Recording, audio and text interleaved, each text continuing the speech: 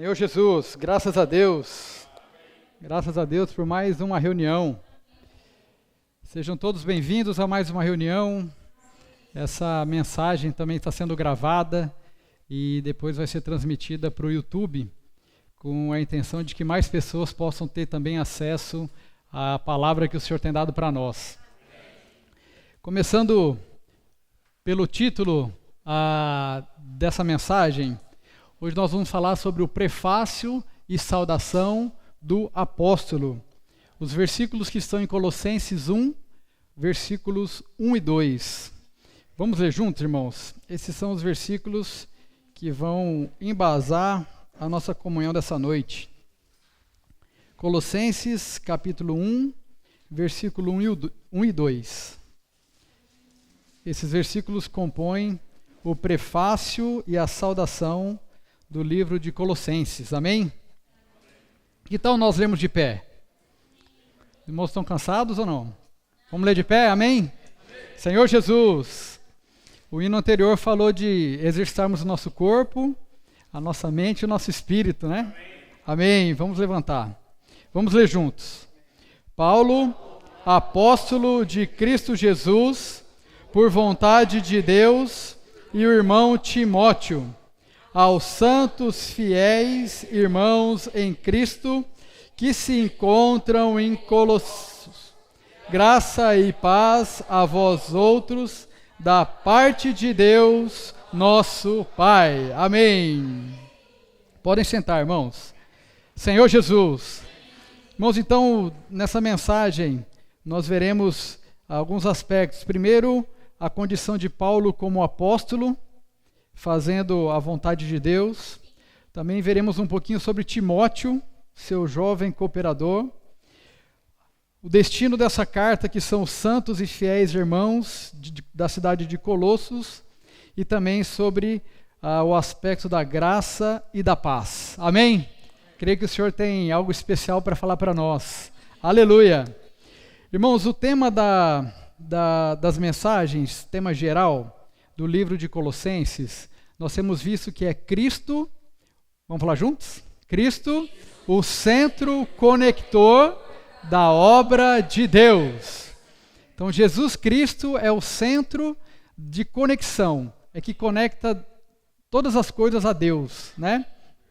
E nós vimos, fazendo uma breve revisão, que Deus, quando criou o homem, criou ali Adão e Eva, Deus deu para Adão e Eva toda a autoridade, né? Para que eles pudessem dominar e sujeitar todas as criaturas da terra, que estavam aqui na terra. Isso foi dado uma ordem direta de Deus para o homem. Deus passou para o homem, passou para Adão toda a autoridade.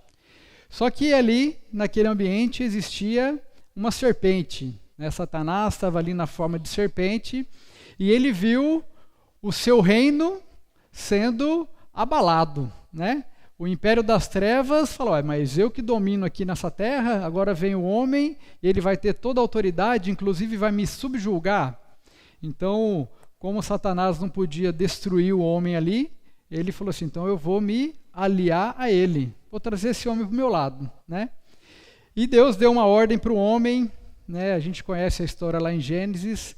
O homem, enganado por Satanás, transgrediu a ordenança de Deus, comeu ali da árvore do conhecimento do bem e do mal, a mulher tomou e comeu, também deu a Adão, e nesse momento houve uma desconexão entre Deus e o homem. O homem que foi criado ali por Deus para ser a sua expressão, para que pudesse exercer domínio e autoridade provinda de Deus, né?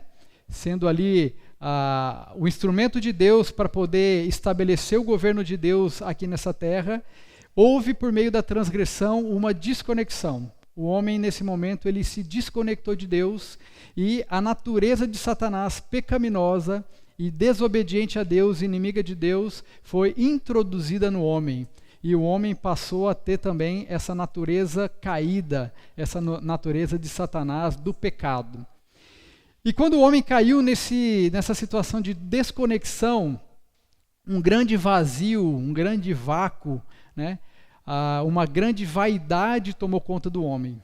Porque tudo que o homem fizesse, a partir do momento dessa desconexão, irmãos, não passaria mais a fazer sentido, porque estava sendo feito longe de Deus, distante de Deus.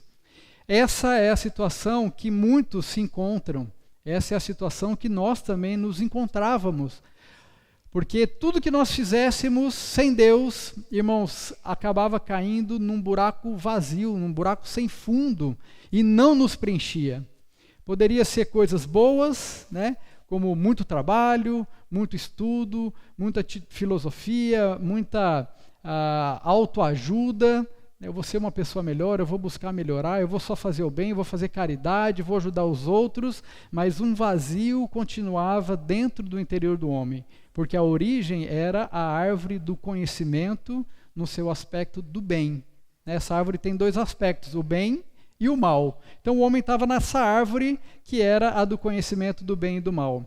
Tudo que o homem fizesse, tudo que o homem faz longe de Deus, desconectado de Deus, é pura vaidade. Ou seja, é algo vazio, sem sentido, que não traz para o homem satisfação. Senhor Jesus. Irmãos, mas graças a Deus que a gente tem desfrutado desde Efésios do rio da graça, né? O homem, quando pecou, o acesso à árvore da vida foi bloqueado para o homem. Mas Deus não desistiu do homem. Deus preparou um rio que saía do Éden e percorria por toda a terra. Isso para poder alcançar o homem em qualquer condição que esse homem estivesse. Então Deus não desistiu do homem, né? Graças a Deus, Deus não desistiu de nós.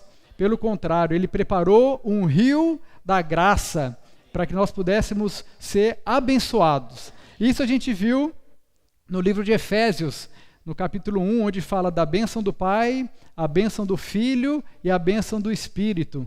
Todos juntos nos abençoando com o propósito de gerar a edificação da igreja. Por que a edificação da igreja? Irmãos, porque por meio da igreja, todas as coisas vão ser subjulgadas, né? Vão ser colocadas debaixo da autoridade de Cristo. Então, quando Deus resolveu colocar todas as coisas debaixo da autoridade de Jesus Cristo, Ele escolheu um caminho para isso. E o caminho é por meio da igreja, por meio de cada um de nós. Nós estamos aqui não é à toa. Né? O Senhor nos trouxe aqui nessa noite, irmãos, não apenas para nos falar do aspecto das bênçãos, né? A bênção do Pai, do Filho e do Espírito, nos abençoando de maneira inimaginável. Deus fala que ali em Efésios que nós somos colocados nas regiões celestiais em Cristo Jesus. E Ele nos abençoou com toda sorte de bênçãos. Irmãos, isso é muito grande, né? Mas isso tem um objetivo, é fazer com que todas as coisas, começando por mim, pela minha casa, pela minha família, sejam sujeitadas ao encabeçamento de Jesus Cristo. Senhor Jesus.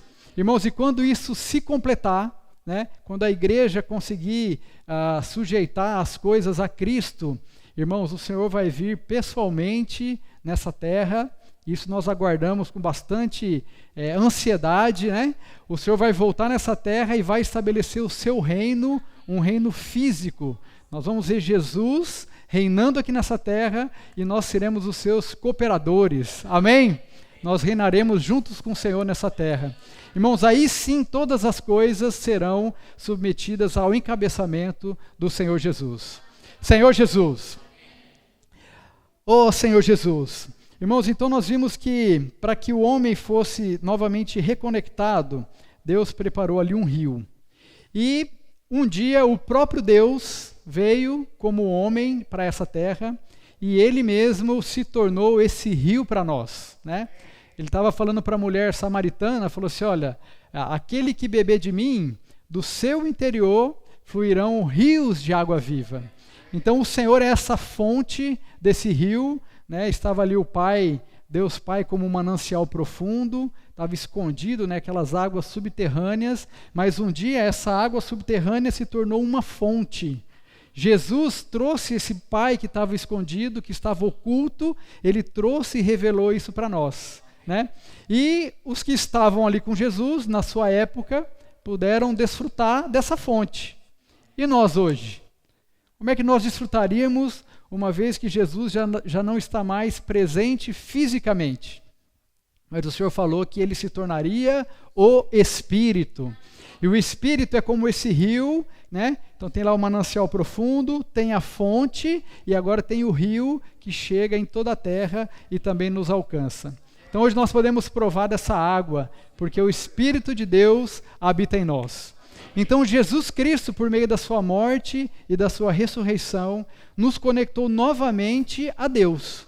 O pecado nos desconectou, mas a salvação que Jesus preparou, morrendo em nosso lugar, sendo aquele cordeiro perfeito, sem defeito, né, que foi imolado por cada um de nós. Quando Jesus morreu, aquela foi a nossa morte, e quando Jesus ressuscitou, nós ressuscitamos juntamente com ele, e agora com uma nova vida, uma vida conectada novamente a Deus. Senhor Jesus! Irmãos, isso é muito grande. Essa salvação, nós não conseguimos mensurar o tamanho do amor de Deus. Nós que éramos seus inimigos, né? Deus mesmo veio como homem, sofreu nessa terra e nos salvou e nos trouxe de novo para Deus. Nosso destino era o lago de fogo, era sermos queimados, né? Mas o Senhor mudou o nosso destino. E pela fé, hoje nós estamos novamente conectados a Deus por meio de Jesus Cristo. Esse é o centro conector. Mas nós sabemos que o inimigo de Deus, ele não cruzou os braços, né? Falou, agora Jesus veio, reconectou o homem, agora eu desisto. Pelo contrário. No meio da igreja, irmãos, o inimigo conseguiu fazer com que o foco de Jesus Cristo como esse centro conector fosse desviado, né? O hino que a gente cantou fala assim, irmãos, que nada, pois, vos afaste do evangelho de Cristo. Irmãos, e naquele momento, quando o apóstolo Paulo ele estava em cadeias, né, ele estava preso em Roma, Epáfras foi até lá ter comunhão com Paulo, e Epáfras trouxe a situação atual da igreja em Colossos, né? E quando Paulo ouviu a situação atual, ele ficou bastante entristecido, porque o foco que deveria estar em Jesus Cristo como centro estava sendo desviado para outras coisas. E nós já vimos, né, nas mensagens anteriores, uma delas era o ascetismo. O ascetismo é uma filosofia que diz que você, para conseguir ter espiritualidade, você precisa fazer com que o seu corpo sofra. Uma vez que ele é onde habita o pecado, na nossa carne, a gente precisa fazer o corpo sofrer, e fazendo ele sofrer, nós vamos alcançar a espiritualidade. Ou seja, não é um aspecto tão ruim, não é algo pecaminoso, mas tira o foco de quem é o centro conector. Quem nos conecta com Deus? É a pessoa de Jesus Cristo. E essa filosofia fala assim, mas se você fizer flagelos no seu corpo, se você fizer bastante jejum, se você se isolar, né, se você fizer o seu corpo sofrer, né, com castigo, sobe uma escada de joelho, ora no milho, né, faz com que seu corpo sofra, você vai alcançar também a espiritualidade. Essa era uma das filosofias. A outra era o gnosticismo, que dizia que o homem, para alcançar a espiritualidade, ele precisa de conhecimento. Então, um aspecto, o ascetismo fala com relação ao corpo, o gnosticismo fala com relação à nossa alma, à nossa mente. Quanto mais conhecimento você tiver, quanto mais filosofia, quanto mais conhecimentos profundos sobre as coisas, sobre o ser humano, sobre a vida, né, aquelas filosofias todas, você vai ter um pouco mais de espiritualidade. Irmãos, isso é bastante comum, né? Quando a gente vê aquelas rodas de café com filosofia, né? Tem uns programas assim na TV, onde as pessoas ficam filosofando e falando sobre as coisas, sobre o sentido da vida, sobre qualidade de vida e tal. Não passa um ar assim de que eles são pessoas melhores, né? Que são pessoas perfeitas, né? Quem vê eles falando de qualidade de vida, bons relacionamentos, fala, esse cara é um cara muito bom, é um cara perfeito, né? Ele conseguiu estar num nível a mais de espiritualidade. Irmãos, mas o centro não é Jesus Cristo. O centro é o próprio homem buscando conhecimento, buscando se melhorar para conseguir se conectar com Deus. E Colossenses, o capítulo 2, o versículo 8, Paulo deixa bastante claro qual é o sentido da carta aos Colossenses. O que motivou Paulo a escrever a carta aos Colossenses? Capítulo 2, versículo 8, diz assim: cuidado que ninguém vos venha a enredar com sua filosofia e vãs sutilezas, conforme a tradição dos homens, conforme os rudimentos do mundo e não segundo Cristo.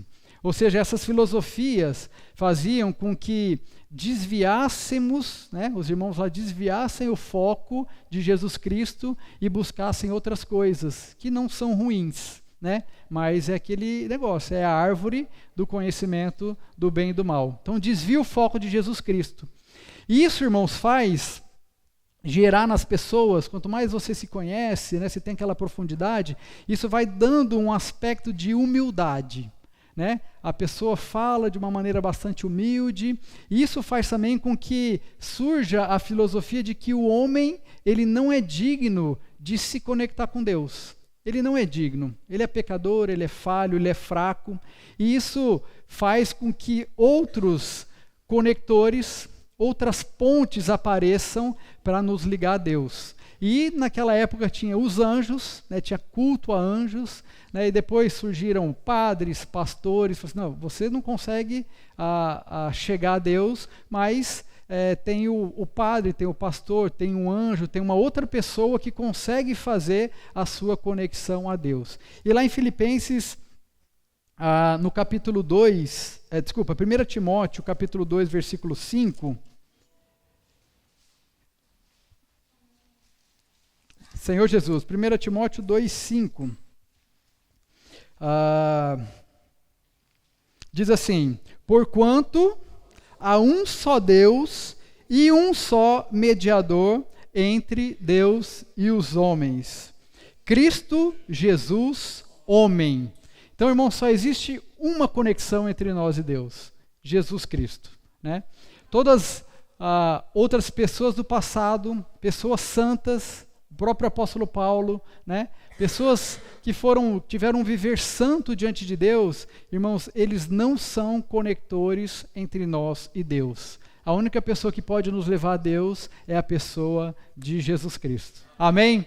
Senhor Jesus. Então, por isso que Paulo, ele teve o sentimento de escrever a carta aos Colossenses, porque ele viu que os colossenses estavam sendo enredados por essas filosofias, por esses conceitos, essas práticas humanas, e Paulo escreveu a carta de Colossenses para chamar de novo os irmãos ao foco central, que é Jesus Cristo. E dentro do assunto de Colossenses que nós vamos tratar hoje, o capítulo 1, versículo 1 e 2, nesse prefácio, Paulo ele se apresenta, dizendo assim, Paulo, apóstolo de Cristo Jesus, por vontade de Deus, e o irmão Timóteo. Primeiro é interessante que o apóstolo, quando a Bíblia fala de apóstolo, irmãos, é alguém que é enviado por Deus. Então Deus tem uma necessidade de falar algo para uma determinada igreja, então Deus envia um irmão até aquela igreja, e esse ser enviado por Deus é um apóstolo. Então quando, por exemplo, nós tivemos a conferência, e na conferência veio alguns irmãos para poder trazer uma palavra para nós, para poder compartilhar um sentimento para nós. Irmãos, nós cremos que eles foram enviados por Deus e eles estavam aqui na função de apóstolos. Então, o apóstolo é aquele que é enviado por Deus. E um apóstolo, irmãos, ele é segundo a vontade de Deus. Paulo fala isso também lá em Gálatas, no capítulo 1, versículo 1. Ele também se apresenta na carta aos Gálatas, dizendo assim, Paulo, apóstolo, não da parte de homens, nem por intermédio de homem algum, mas por Jesus Cristo e por Deus Pai, que o ressuscitou dentre os mortos. E depois também em Efésios nós vimos ele dizendo assim, capítulo 1, versículo 1, Efésios 1, capítulo 1, diz: Paulo, apóstolo de Cristo Jesus, por vontade de Deus, aos santos que vivem em Éfeso e fiéis em Cristo Jesus. Ou seja, o apóstolo, ele é levantado, ele é enviado por Deus. Irmãos, o apóstolo, ele não surge por meio de uma eleição humana. Então não é um cargo que é estabelecido por meio de homens, né? Por exemplo, vamos fazer aqui uma votação, quem se candidata a ser apóstolos, né? Então tem fulano 1, vamos fazer uma votação e vamos determinar quem é o apóstolo. Irmãos, o apóstolo, ele é levantado por Deus, segundo a vontade de Deus e segundo a necessidade de Deus. Deus precisa falar algo, precisa enviar uma palavra, ele levanta o apóstolo e o enviado de Deus faz o que Deus quer. Então Paulo, ele se apresenta aos Colossenses como um apóstolo. Irmãos, isso é muito importante porque Paulo, ele tá falando assim, olha, eu não estou aqui falando para vocês porque eu quero ou porque algum outro homem quer. Eu estou aqui escrevendo essa carta a pedido de Deus. Deus me comissionou como apóstolo para enviar essa palavra para vocês. Então quem está mandando essa palavra não é eu, apóstolo Paulo, é o próprio Deus. Esse falar de Colossenses, irmãos, é o falar de Deus. Amém?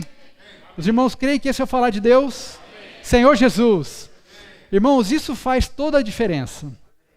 Se nós olharmos a Colossenses como um livro escrito por homens, irmãos, vai ser mais uma filosofia, mais uma forma de conhecimento e não vai gerar o resultado que Deus quer na fé, que é a edificação da igreja. Então, primeira coisa, nós precisamos crer que, do mesmo jeito que Paulo escreveu o livro de Colossenses, enviado por Deus, segundo a necessidade de Deus, uma vez que essa carta chegou até nós, é porque Deus também quis que chegasse até nós e Deus tem algo para falar para nós. Amém? Senhor Jesus. E ele depois fala também com relação a Timóteo. É interessante porque Paulo, ele fala assim, olha, eu estou debaixo da comunhão, né? Não é só eu que estou falando isso. Timóteo é um irmão também que está apoiando o que eu estou falando, né? Tem uma testemunha junto com ele que é Timóteo. E Timóteo, irmãos, falando brevemente sobre a pessoa de Timóteo. Provavelmente Paulo, quando passou na sua primeira viagem, ali na região onde Timóteo morava, provavelmente a família de Timóteo foi salva.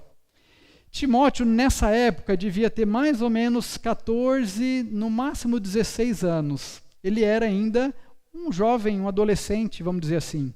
Então, Timóteo foi convertido na sua adolescência. E depois, na segunda viagem, quando Paulo passou novamente por aquela região, Paulo se encontrou com Timóteo. Ali ele já devia ter entre 18 a 20 anos, então ele já era um pouco mais jovem, e Paulo enviou, ele era um pouco mais velho, né?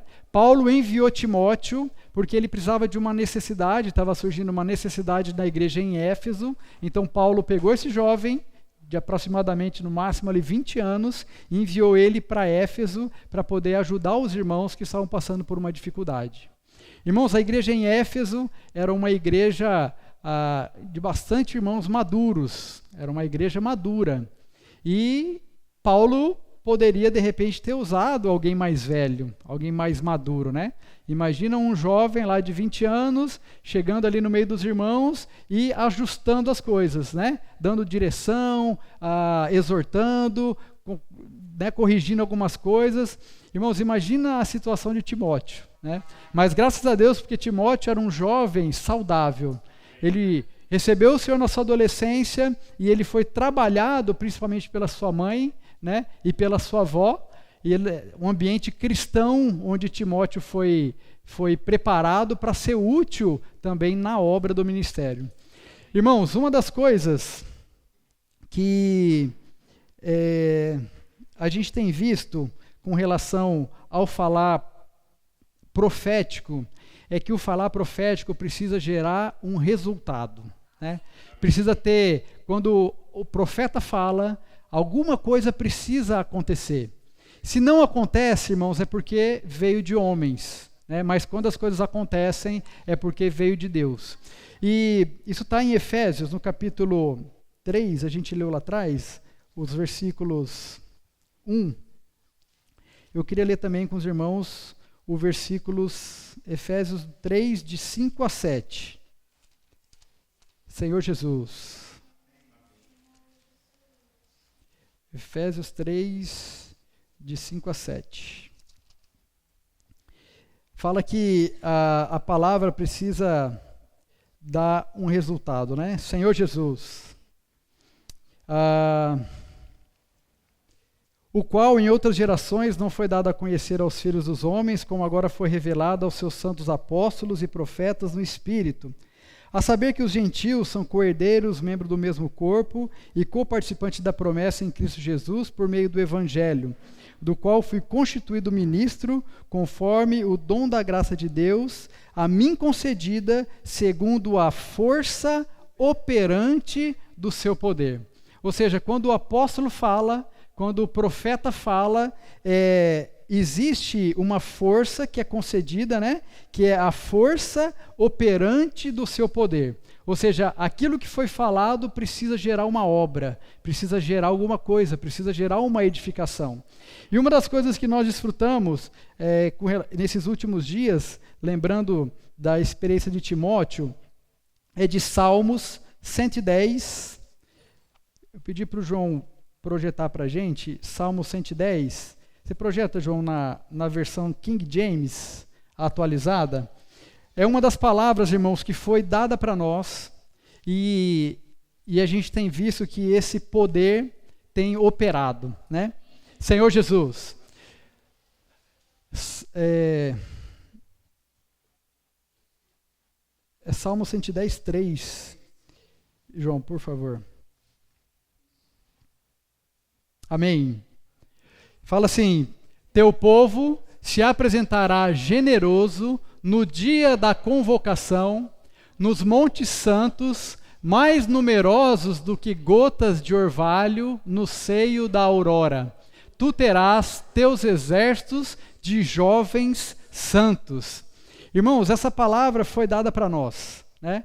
Graças a Deus, porque nesse versículo foi revelado para nós que no dia da apresentação, ou seja, na volta do Senhor, né, estaria pronto um exército de jovens santos, como gotas do orvalho, né? Deus, como Deus estivesse falando para Jesus assim: olha, quando tiver para eu estabelecer novamente o reino para você, vai se levantar um exército de jovens santos, numerosos como as gotas do orvalho. Irmãos, e isso, graças a Deus, tem se cumprido no nosso meio. Essa é a palavra que difere de palavra apenas de conhecimento, apenas palavras que são dadas por muitos líderes cristãos no sentido de te motivar, no sentido de fazer com que você fique feliz, né? Faça uma dinâmica para você sair mais alegre. Chegou triste e carregado, você sai feliz, alegre, fala: nossa, que palavra legal, que culto bom. Irmãos, a palavra profética, ela tem o sentido de fazer uma obra para que a volta do Senhor seja realidade, aconteça, né? E essa palavra que foi dada para nós, desde então, o Senhor tem feito algo miraculoso no meio dos nossos adolescentes e jovens, né? Por meio da Fábrica de Vencedores e a Fábrica de Vencedores Kids, Deus tem levantado no nosso meio, irmãos, um exército de jovens santos. Adolescentes pregando evangelho, né? O irmão Pedro na conferência compartilhou de uma experiência de um jovem de 8 anos de idade, que ele entrou na sala dos professores, ele foi lá, os professores estavam reunidos, e ele falou assim: eu quero orar por vocês. E aí eles acharam assim que era meio brincadeira, ele entrou com alguns livros, né? E eu queria mostrar para vocês o livro, queria orar por vocês. E aí todo mundo, puxa, que bonitinho, né? Uma criança, mas eles foram percebendo que aquilo era algo sério, né? E aí o jovenzinho, o adolescente, orou pelos professores e falou assim: agora nós vamos fazer uma imersão na palavra. Aí falou para todo mundo lá ficar de pé, e todo mundo falou: mas o que é isso, né? Ele falou assim: ó, é muito simples, eu vou falar e vocês vão repetir o que eu falar.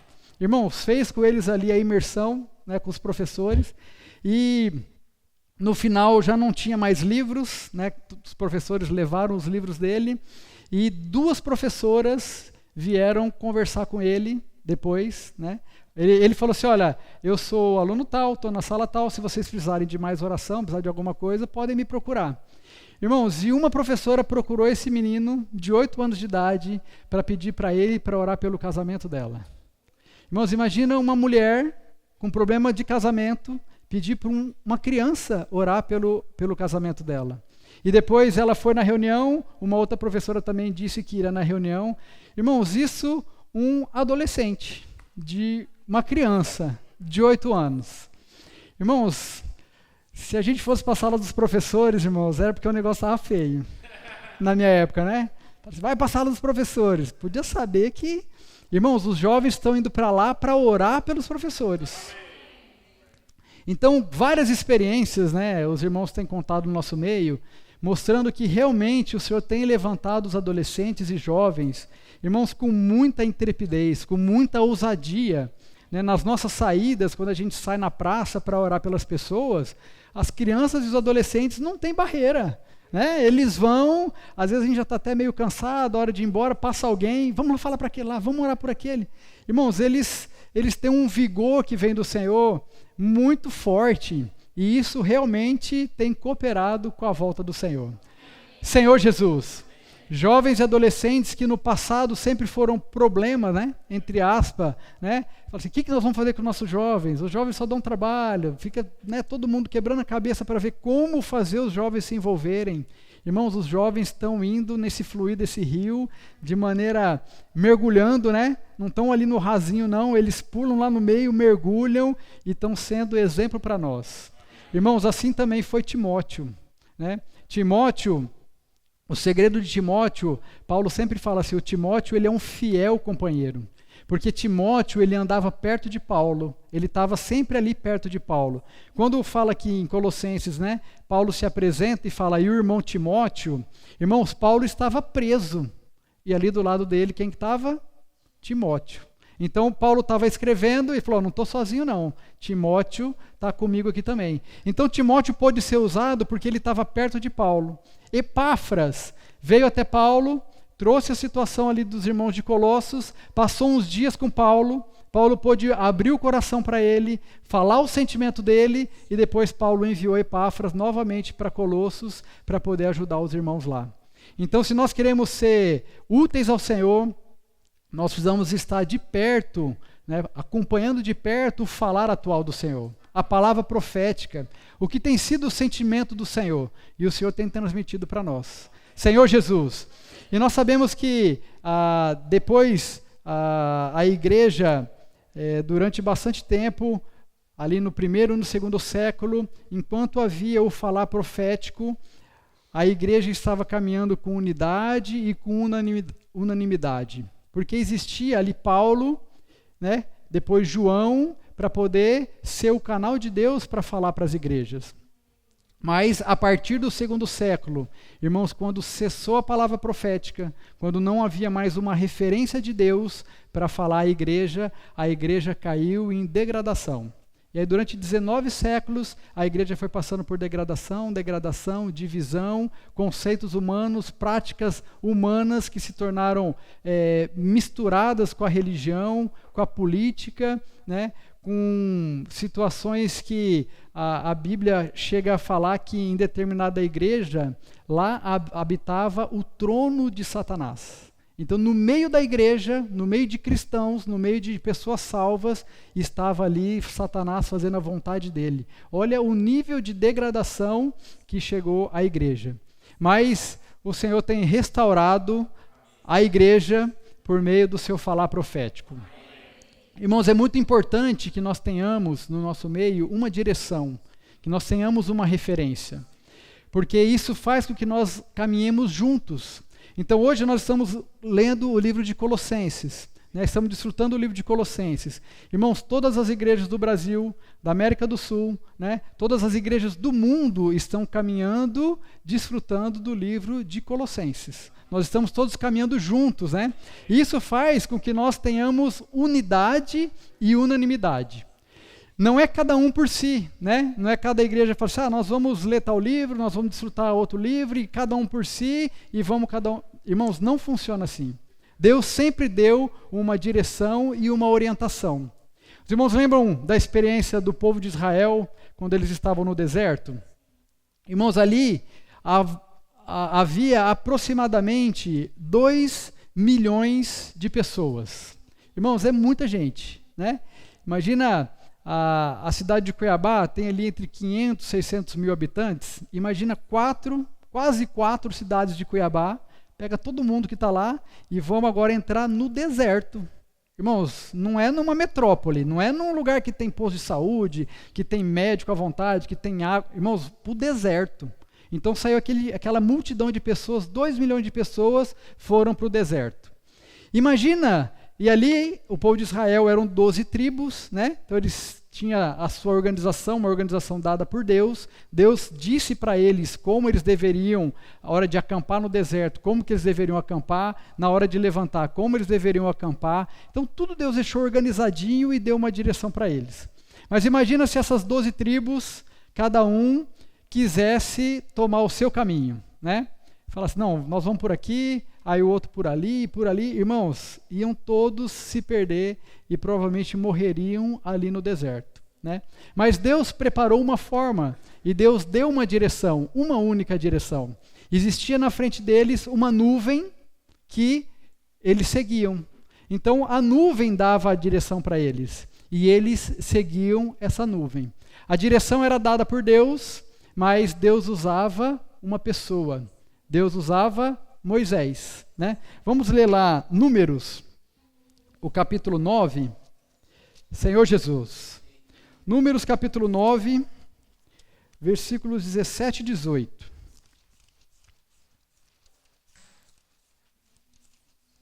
Senhor Jesus. Números 9, 17 e 18. Aleluia. Oh, Senhor Jesus. Vamos ler juntos? Amém. Quando a nuvem se erguia de sobre a tenda, os filhos de Israel se punham em marcha, e no lugar onde a nuvem parava, aí os filhos de Israel se acampavam. Segundo o mandado do Senhor, os filhos de Israel partiam e, segundo o mandado do Senhor, se acampavam, por todo o tempo em que a nuvem pairava sobre o tabernáculo, permaneciam acampados. O versículo 20 fala assim, às vezes a nuvem ficava poucos dias sobre o tabernáculo, então, segundo o mandado do Senhor, lembra, irmãos, sempre é o mandado do Senhor, quem está mandando é o Senhor. Permaneciam e, segundo a ordem do Senhor, partiam. Às vezes a nuvem ficava desde a tarde até a manhã, quando pela manhã a nuvem se erguia, se punham em marcha, quer de dia, quer de noite, erguendo-se a nuvem, partiam. Senhor Jesus, lá no versículo 23 fala assim, segundo o mandado do Senhor se acampavam, e segundo o mandado do Senhor se punham em marcha, cumpriam o seu dever para com o Senhor, segundo a ordem do Senhor, por intermédio de Moisés. Então, quem que falava? Era Deus, mas Deus usava ali a nuvem, e a direção era dada por Moisés. Moisés era usado por Deus, né? Então, imagina toda aquela multidão, né? Uma das coisas assim que eu não gosto, que eu sempre falo para a Jo, eu falo assim, eu não gosto de fazer mudança. Então, um negócio que eu acho ruim é fazer mudança, né? Mas você imagina se o povo de Israel parava. Então a nuvem parou, então agora vamos armar as tendas, vamos colocar todas as coisas, os utensílios, vamos organizar e tal. Aí passavam uns dias, deu para descansar um pouquinho, né? Então a nuvem saiu, guarda tudo, vamos guardar tudo, a nuvem está saindo e vamos sair de novo. Irmãos, tinha às vezes que a nuvem parava de manhã, parava no finalzinho da tarde, né?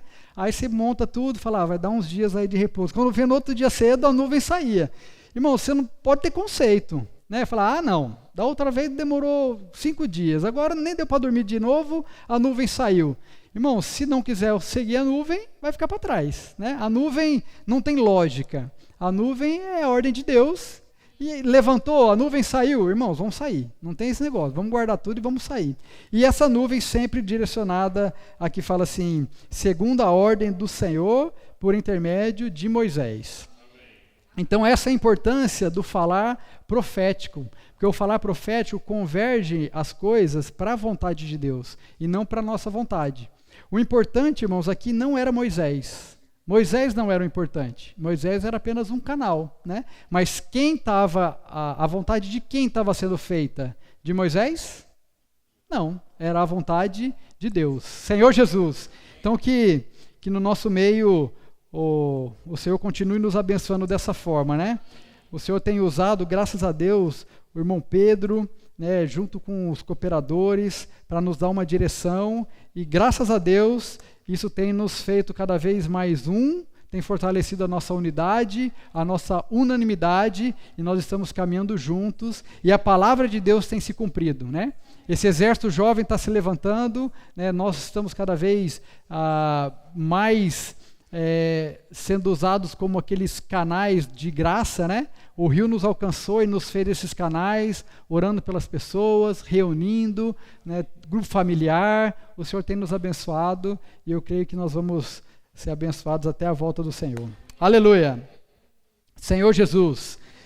Voltando lá em Colossenses, fala um outro aspecto, fala sobre os santos e fiéis. Então, quando Paulo escreveu essa carta, ele escreveu para os santos e fiéis irmãos em Cristo que se encontram em Colossos. Então, o destino da carta era para santos e fiéis. Irmãos, isso quem nos faz santos e fiéis é a própria vida de Deus. Senhor Jesus, quem de nós poderia falar assim, então essa carta é para mim. Opa, falou que é para um santo? Opa, eu sou santo. Irmãos, quando nós olhamos para nós mesmos, nós temos dificuldades, falhas, mas quando nós olhamos que a vida de Deus, ela está dentro de nós, e essa vida é santa, e essa vida nos torna santos. A palavra santo também pode ser separado, ou seja, antes tinha um ouro, né? Estava lá no garimpo, tinha lá o ouro, e esse ouro agora ele ia ser utilizado para a confecção do tabernáculo, de utensílios do tabernáculo. Então esse ouro que era comum, ele agora foi santificado para fazer parte da obra de Deus, da edificação de Deus. Então também nós éramos assim, né? Nós estávamos ali misturados no mundo, cheio de impurezas, né, nosso destino era a morte. Deus nos separou, juntou um grupo de pessoas e falou, isso aqui eu vou separar. E a palavra separado significa santificado, ou seja, ele separou para ele. Senhor Jesus. Irmãos, é muito bom sabermos que nós fomos separados para Deus. Nós não somos mais pessoas qualquer, comuns, mas nós somos pessoas de Deus. Somos santos. Senhor Jesus. E fiéis. Irmãos, a Bíblia fala assim que fiel é Deus. Não diz que Deus é fiel. Porque não poderia falar assim, Deus é fiel, o outro é fiel também, o outro também é fiel. Não, ele fala assim, fiel é Deus.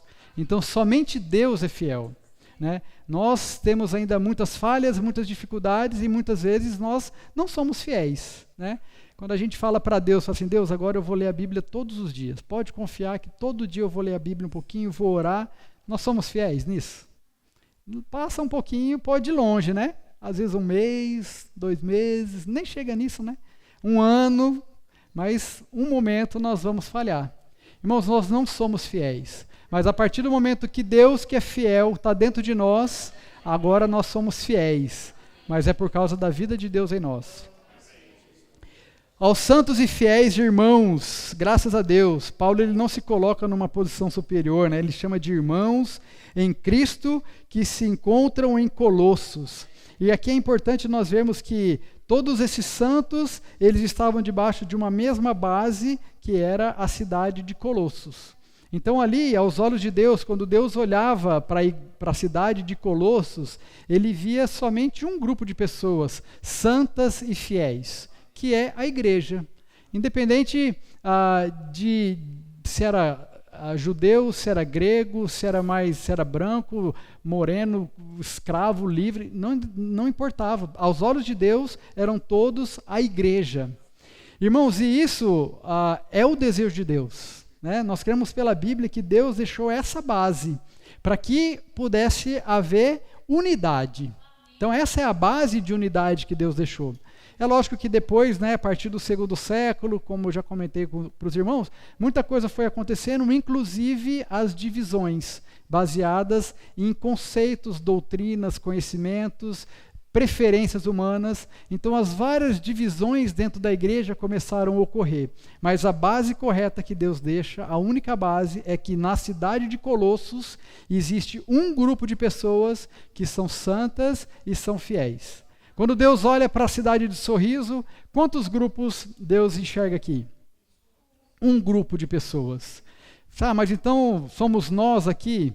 Nós fazemos parte desse grupo, né? Não se limita a nós, né? Nós cremos que por essa cidade, graças a Deus, existem muitos irmãos, reunidos em muitos lugares, em muitos grupos, e todos nós juntos fazemos parte desse grupo de santos e fiéis. Então o desejo de Deus é que no nosso meio, irmãos, exista a unidade, exista a unanimidade. Por isso, um falar, por isso, uma direção, para que não haja divisão entre nós. E depois ele finaliza, graça e paz a vós outros. Irmãos, o resultado do desfrute da graça é a paz. Se nós queremos ter paz, nós vamos desfrutar da graça. E o que é a graça? A graça é o nosso desfrute da pessoa de Jesus Cristo. Quando nós desfrutamos de Jesus Cristo, quando nós nos voltamos a Deus, quando nós estamos na presença de Deus, nós desfrutamos da graça de Deus. Então a graça é quando Deus ele se dispensa para nós, quando nós encontramos com Deus e o desfrutamos. Isso é graça. E o resultado disso é a paz. Irmãos, existe paz sem a graça? Não existe. Longe de Deus, sem o desfrute de Deus, irmãos, não há paz. Paulo e Silas, eles foram presos, foram açoitados, eles apanharam muito dentro da prisão e eles estavam ali desfrutando da graça. Tanto é que eles cantavam à meia-noite, né, tudo trancado, eles presos, machucados de terem tomado uma baita surra, eles cantavam e louvavam a Deus. Irmãos, eles estavam em paz, porque eles estavam desfrutando da graça. Senhor Jesus, que a nossa experiência seja desfrutar essa graça diariamente, para que em nós reine a paz de Cristo. A melhor coisa que tem, irmãos, é nós termos paz, é estarmos em paz. E sem o desfrute de Cristo, tudo coopera para gerar ansiedade, para gerar tribulação, para gerar dificuldade, para gerar problema, confusão, conflitos. Mas quando nós estamos no meio dessa confusão toda e nós desfrutamos o Senhor, de uma maneira bastante simples, né? Nós podemos somente invocar o nome do Senhor, né? Tá pegando fogo, as coisas estão acontecendo, a tribulação está ali, a gente para e fala, Senhor Jesus, oh Senhor Jesus. Irmãos, a gente desfruta da graça e aí vem a paz. As pessoas falam, mas o que está acontecendo que você está em paz? Uma vez eu fui para Rondônia e eu estava dormindo, eu tenho bastante facilidade para dormir no avião, né? Eu consigo dormir no avião antes do piloto decolar e eu acordo com o avião batendo no chão. Então, assim, eu durmo sem dificuldade nenhuma. A Joana às vezes fica até brava, né? Fala assim, mas já vai dormir? Eu falo, João, eu consigo dormir, deixa eu dormir. Se eu consigo, ela fica brava, quer que eu fique conversando com ela. Mas uma vez eu estava indo para Rondônia e aí eu estava deitado assim, encostado a cabeça, né? E aí começou uma turbulência muito forte, mas bem forte mesmo, a ponto de me acordar, né? Já estava ali dormindo, aí eu percebi assim a turbulência, abri o olho, estava turbulência, aí eu fechei o olho e fiquei assim, Senhor Jesus, né, no meu interior, Senhor Jesus. Tinha muito o que fazer também, né? Então, invocava o Senhor, orei e falava, Senhor Jesus, Senhor, lá no meu interior, invocando o Senhor. Aí, de repente, uma mão pegou no meu braço, assim, ó. Mas estava, assim, muita turbulência, né? A mulher que estava do meu lado agarrou no meu braço, assim. Aí eu fiquei quieto. Aí passou a turbulência. Ela falou assim, rapaz, você ficou quieto. Ó a turbulência que deu. Eu falei assim, ó, não tinha muito o que fazer. Não tinha para onde eu correr, então eu tinha que ficar aqui quieto, né? Mas eu falei para ela, falei assim, olha, eu fiquei dentro do meu coração orando. E aí Deus me deu paz. Porque não tinha muita opção, né? Paulo e Silas talvez falaram assim, não tem como a gente sair daqui. Estamos presos. Vamos cantar, vamos orar e vamos desfrutar da graça. Então, a graça, ela está disponível para nós. Esse rio que nos alcançou é um rio de graça, que nos dispensa a pessoa de Jesus Cristo, Deus para dentro de nós. Irmãos, e o resultado de tudo isso é paz. Graças a Deus. Senhor Jesus. Palavra rica, poderosa, que nos ajuda a saber, com toda certeza, nós estamos no caminho certo. Quando você ouve essa palavra, eu não sei vocês, mas eu ali no meu cantinho ali, eu falei, Senhor, muito obrigado, porque nós estamos no caminho da vitória. Né? Sendo encabeçado por Ti, com um único só falar, uma única só direção, não inventando nada, mas de maneira simples, obediente e submissa, obedecendo ao Senhor, não obedecendo a homens, mas obedecendo à palavra direta de Deus. E, irmãos, eu fiquei muito encorajado, muito tocado. Saber que, irmãos, nós estamos num lugar privilegiado. Né? A vida da igreja é maravilhosa. Foi tocando, né, sobre a nuvem, né? Puxa, o Senhor avançava com a nuvem, nós tínhamos que arrumar o acampamento e acelerar. Né? E aí ele parava a nuvem e nós tínhamos que armar acampamento de novo. Então, irmãos, é um negócio que Deus ele tem o primeiro e o último falar é dele. Né? Ele sabe o que é melhor para nós. E junto ali, André, se os irmãos quiserem avançar mais em números, vocês vão ver que tem duas trombetas. Né, André? 2 trombetas de prata. E somente quem poderia tocar essas trombetas eram os filhos de Arão. E essas trombetas, irmãos, Deus ele realmente é um sábio administrador. Essas trombetas elas não podiam ser tocadas de qualquer jeito. Então, cada maneira que tocava a trombeta era para um assunto, para lidar com o povo. Senhor Jesus, hoje, irmãos, nós estamos tendo essa trombeta sendo tocada no nosso meio. A responsabilidade está sobre o irmão que está à nossa frente é muito grande. Se ele tocar a trombetinha ali num tom diferente e virar esse navio para outro lado, irmãos, nós temos que orar por ele, hein? Amém. Tem ou não tem? Sim. Tem que orar, irmãos. Né? Jesus é o Senhor.